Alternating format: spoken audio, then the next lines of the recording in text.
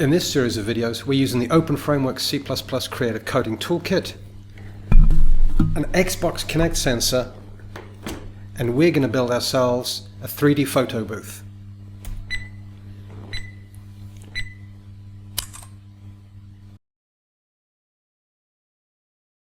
Welcome back. In this video, we're continuing our work with the XBox Kinect sensor, and we're going to look at how we can save our 3D files to disk and build our own 3D models from real life.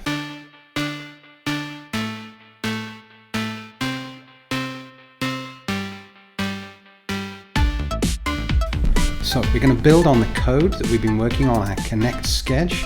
Here I'm working in Xcode on Mac OS X, but this will apply equally for Linux and Windows. We're using a Kinect 1414 Kinect 1 sensor, but this equally applies to Kinect 2. In previous videos, we set up a routine to draw point clouds. We connected a Kinect sensor. We made a simple GUI using parameters. And in our main files, we initialized our Kinect sensor and set it up so that we had a simple on-screen GUI to show our RGB, a depth image, a point cloud, and with our GUI allowing clipping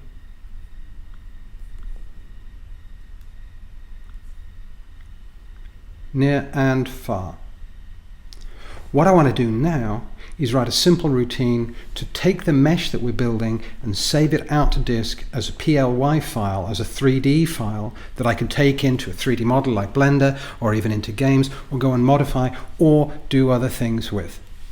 So let's go and have a look at our code. The first thing that I want to do is come to our draw point cloud routine, and I'm making a mesh object called point cloud every time I come to this routine. But I want to be able to access this point cloud that we've made from a routine where I'm going to say, when I press a key, save it as a file to disk. So I want it to have larger scope than just inside this function. So I'm going to go to my header and declare this point cloud there. So I'm going to comment this out. So I'm not making the point cloud here. I'm going to declare in my header an OF mesh object called point cloud. So now I've just moved where I'm creating that object, and it's available to all the functions and routines throughout my application. But every time I come to the point cloud, I don't want to add more and more and more points to it, because the point cloud mesh will just get bigger and bigger. When I come to draw the point cloud, I'm going to say, take my existing point cloud and clear all the points that are in there, and then run through the routine, adding all of my points to it, my vertices and my colors to it each time. So now in any other function in my application, I can access all the information that's inside the mesh, providing I've actually run and successfully built it. So let's run this, just double check it's still working. We declare our mesh in a header file, so the mesh is available everywhere, and we use a draw point cloud function to update what's in the mesh.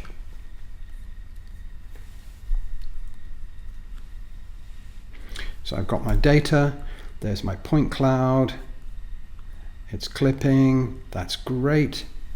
Now I want a routine to save it. And if I go to openFrameworks.cc and have a look at the documentation for the OF mesh class. And this is if you get stuck, some of this is not very well written, but you can get involved and help improve it. And once you get used to it, you can read through. Some is well documented, some still needs some work. This is an open source community effort, so please do get involved if you can. When I come to OF mesh, one of the things that it will do is it knows how to save itself. It saves a PLY format. If you have a look at the PLY format, polygon file format, or the Stanford triangle format, which sounds dead fancy. There's a lot of different kinds of formats that do different kinds of things. OBJ is a very popular one, and there's a lot of others. But the PLY format is very simple for us to work with. It gives us basic information about all of the points in the mesh, and also about how the points in the mesh are joined together. Ours currently is just a point cloud, so it's not joined together, but we can still save it out. And we need to say save, and then give it a file path. Just like with all the other routines in openFrameworks, if we're loading or saving, implicitly that will save into where our project is, in this case our Kinect sketch, into the bin folder where our binaries are made, into the data folder. So it'll save into this folder by default unless we give it a different file path. But for now, we're just going to say save out, and our file will appear inside the data folder next to where our binaries have been compiled. So we've got access to our point cloud mesh throughout our application, and I'm going to come up to where we've got our key pressed function.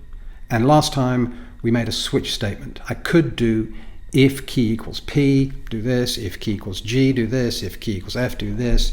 That's fine, but it starts getting a little long-winded. And a case statement, a switch statement like this is really easy, because I can just add all the things that I need as I need them. In this case, I want to go if the case is that the S key has been pressed, then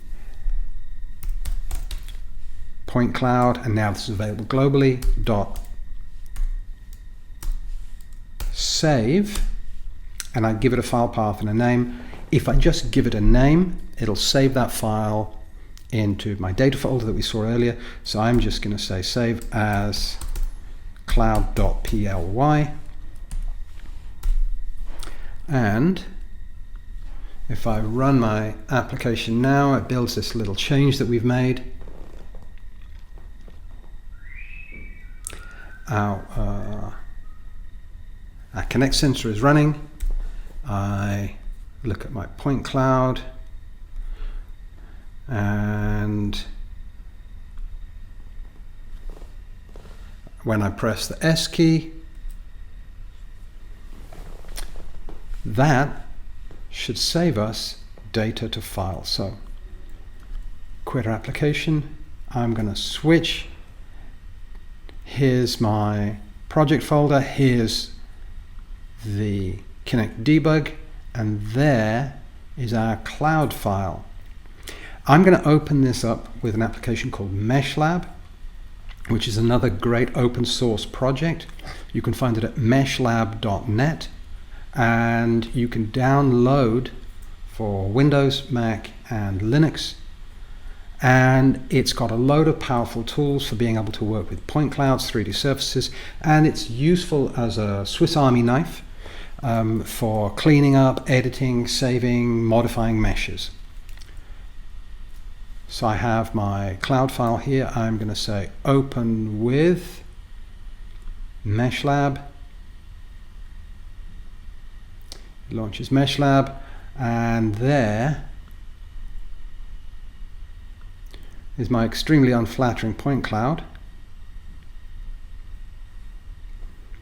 and it's brought it in with all of the vertices that we've saved, pulling them out from the Kinect camera, and it's colored every vertex as well. And I can go and see this